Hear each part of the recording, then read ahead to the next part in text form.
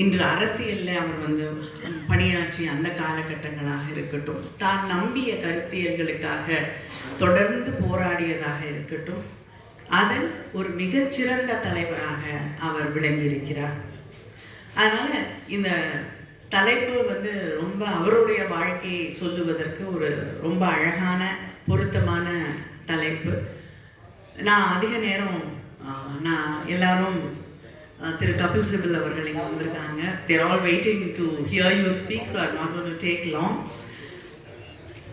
அவரோடு நான் ராஜ்யசபாவில் இருந்த அந்த காலகட்டங்கள் மறக்க முடியாது. ஏன்னா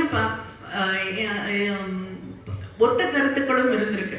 We've had the same and shared some opinions and the same opinions about certain issues, and we've had difference of opinions, and he has never been a person who shied away to express that.